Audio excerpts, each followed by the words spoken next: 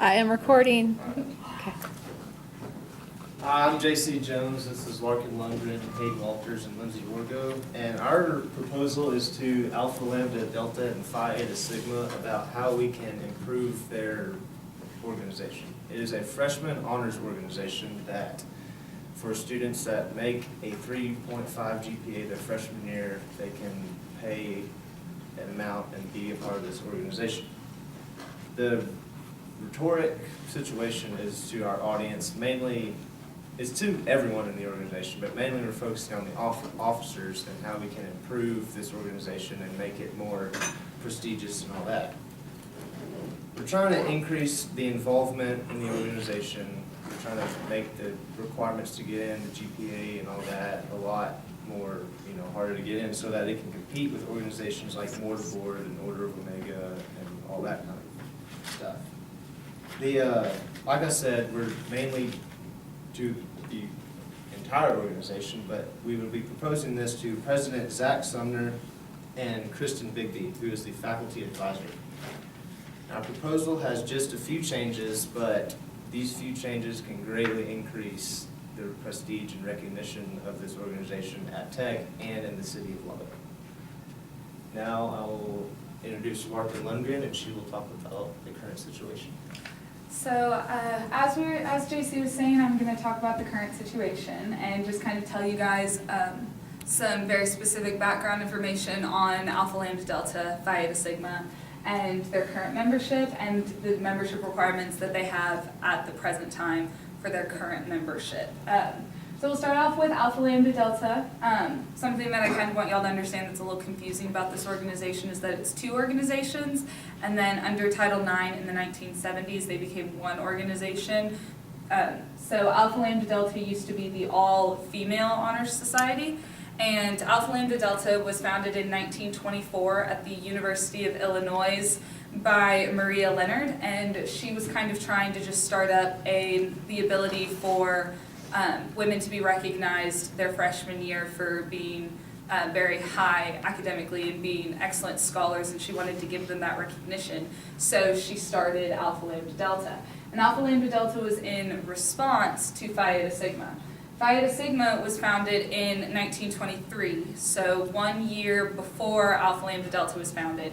And it was founded to be the male version of Alpha Lambda Delta. It was just an all-males honor society that was to recognize the prestige of the male freshmen at the University of Illinois and recognize them for doing really well during their first semester of their freshman year. So Phi Eta Sigma was founded, and then Alpha Lambda Delta was founded to have a female counterpart.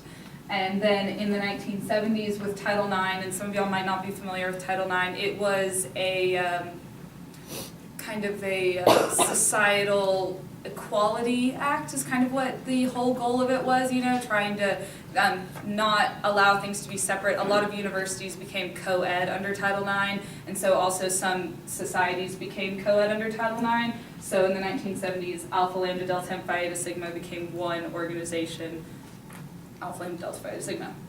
And so currently they have and we got all of our information kind of off of their Facebook page and then off of the different resources that they have on their official page for Tech. Their current membership, they have well over 300 members in, as actual initiated members, but on average to their events, they have less than 30 members in attendance. And so this right here is a picture of their, one of their big, more mandatory, more encouraged attendance events, and there's only 12 people in that picture. And that's kind of the issue that we're really trying to face here, because it's very obvious that this organization has a lot of potential because a lot of people are in it, and it's just very clear that they need a few tweaks and a few improvements so that they can get to the level that other honor societies on campus are at. And currently the only qualification to get into this organization is to have a 3.5 GPA during your first semester of your freshman year. If let's say you get a 3.5 during your first semester and then you get 2.0 your next semester, you're still in the organization. It doesn't matter. So the retention isn't prestigious because there's no issue staying in retention. You just are in it forever, regardless of whether or not you stay in attendance, stay participatory, things such as that. And then there's also very small dues that pays for a t-shirt and your graduation cords. So that's pretty much what's going on with this organization currently. As you can see, it has a lot of potential. It just needs a few changes to be made to it in order to become the organization that it definitely has the potential to be. And so now I am going to pass it over to Lindsay, and she's going to tell you guys more about the project plan. But first, I also want to go over this graph for you guys. Exactly what I was saying before. This will just kind of visualize it a lot better for you guys. This is the initiated members, and this is your average attendance for January, March, and October. So that really paints a clear picture of what's going on. And now Lindsay will tell you guys about the current project plan. As Larkin said, the membership in this organization is very impressive. There's like 375 members, but the involvement is lacking incredibly. So we have proposed a few changes just to increase the prestige of the organization as well as the involvement of the membership. Community service is a huge part of this organization, but there's a small percentage of the students actually participating. So starting in 2015, we propose that each member is required to have a certain amount of service hours each semester to maintain their membership. So if they were to not meet the requirements of the service hours, they would either be put on probation or put up for dismissal from the organization. We also want there to be more fostered service programs from the organization, which should be mandatory, or at least a number of them be mandatory. And we realize that this will probably call for an increase in dues, but we don't think this is too much to ask for because dues are a part of all honor societies, and we believe that this would really increase the quality of the organization. Another thing is college students are always looking for organizations, honor societies, anything to build their resumes, and Alpha Lambda Delta Phi Eta Sigma is a great addition to a resume, but it could be a lot better. As they said before, the GPA right now is to have a 3.5 your first semester, but we want it to increase to a 3.75, and that you must maintain this throughout all 4 years of college to sustain your membership. And once again, if this were to fall below a 3.75 at any time, that member would be put up for probation or something of the sort. And although this is going to cause a decrease in membership, I think that it would create a more personal atmosphere for the students, as well as increase the prestige, like you said. Another issue that we discovered is most members in this organization aren't even aware of the events or projects that are even going on in the organization because the meetings are not mandatory. So about 20 people out of the 300 members actually go to the meetings.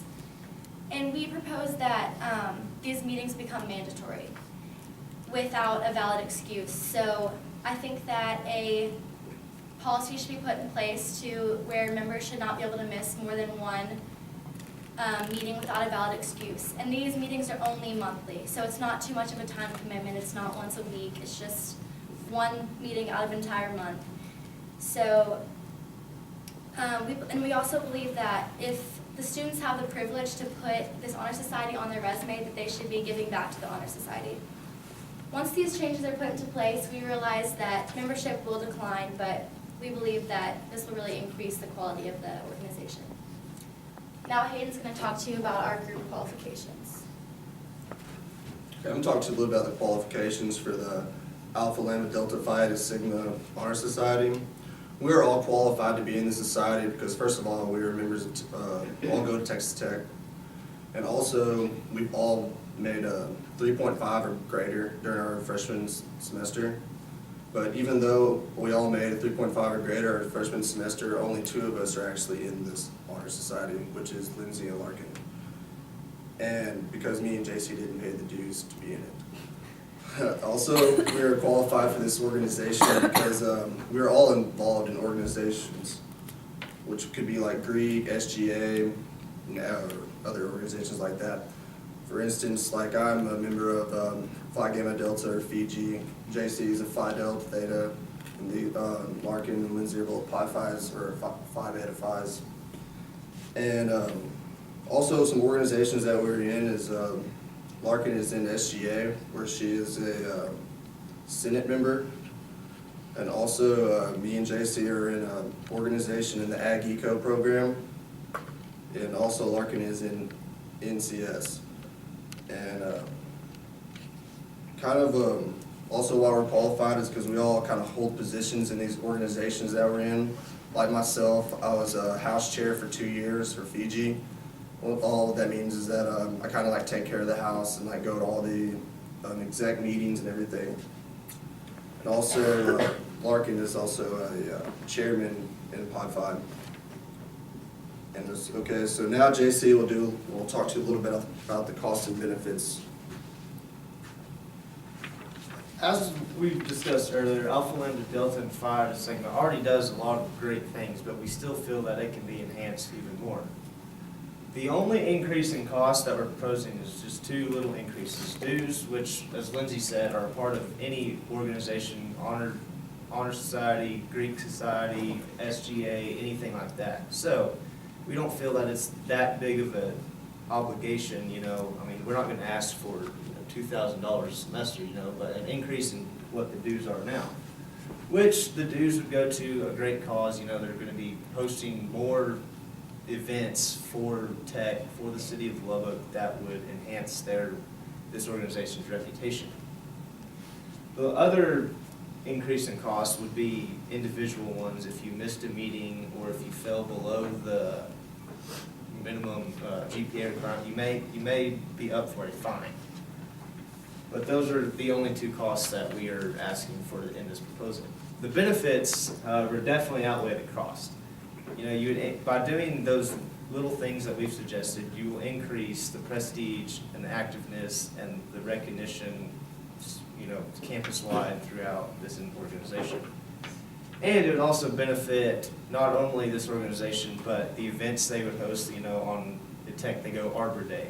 They do probably some things to the American Cancer Society, Red Cross, you know, things like that that would help those organizations along as well. Now I will, after discussing the cost and benefits, hand it over to Larkin to discuss our usability test. So our usability test, it was helpful, but with this project in particular, since I felt that we had so many group qualifications, we were able to do a lot of personal research. But it really just in general gave us the reassurance on the functionality of our entire project, that it made sense to the audience, that it was accurate, readable, everything like that. And that was really what our goal was in the usability test, so I feel like we definitely accomplished that.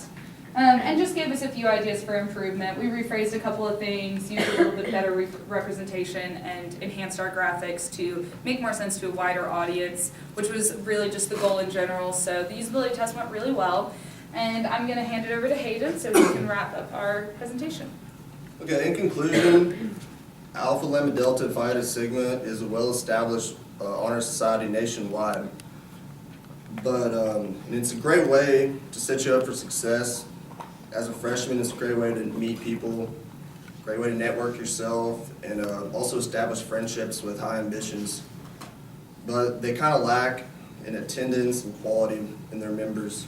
And we believe if they take our opinions, that they'll have a higher quality in their membership and have more popularity around the Texas Tech campus. Okay, thank you. Thank you. Oh, okay, stay there for just a minute. Thank you. Are there questions or comments? So you know how y'all said you need like a 3.5 your first first semester at Tech, and then you Yes. can stay in it. Does the school like overview that? Do they know about that? Yes. As a thing, and they don't push to change it? Well, the Honor Society, so there's so many honor societies on campus, and this one is specifically for freshmen. That's kind of what its appeal is and what its draw is to people. And so because of that, they, Tech doesn't feel the need to regulate it outside of the first semester of their freshman year because the whole honor society is kind of based around that fact. And the problem is that when you are only basing your PR towards freshmen, then you lack retention in their later years and you lack involvement in their later years, which is the whole point of our entire presentation. What are y'all proposing the dues to be? What are we what? Proposing the dues to be, Oh, right now they're like, it's a one-time fee of $95, and we just want that to be like a semesterly fee rather than a one-time fee. Because $95 from 375 people can go a really long way. Okay. Oh, go ahead, go ahead, please. Since this, like you said, it's like not just a tech organization, it's like nationwide, could Right. this, can you change their qualifications, like the attendance of the GPA, without like consulting nationals or? Right, so just like within any Greek organization, you have your national charter and you have your local charter. And so, like, for example, we're Texas Gamma Pi Phis. And within Texas Gamma, we have regulations, and then nationally, we have regulations. So nationally, they want a specific GPA.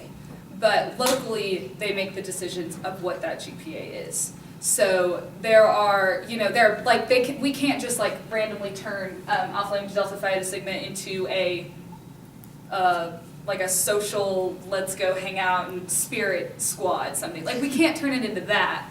But as long as you stay within the regulations and the bounds of it being an honor society, then you locally can make the changes that you feel are necessary for your specific chapter. Yeah, you can always increase the GPA, you just can't, go below the minimum of what national says. Okay. Well, I had a question about the cost too, but now that's answered. And so, well, being new to tech and to the Greek sort of system in general, what does the organization do? What's its mission? What are some examples of its kind of philanthropy and? Well, it was That's- founded on, the founding of it was recognition for academic achievement. So that is your national mission statement, that is your base goal, is recognition. And then on top of that, they try to do community service. Right now, they only do 2 events within the entire calendar year, Race for the Cure and Arbor Day. And Race for the Cure they do in the fall, and then Arbor Day they do in the spring. And because it's just 2 things, and because that is a lack of involvement on campus, hence this entire project. Yeah. Okay. I was just curious about that. So it sounds like there could be so much more pride. I think it's a really good proposal idea. Are we good? They did a good job? Oh, I don't think I clapped yet, so, okay. Very nice job.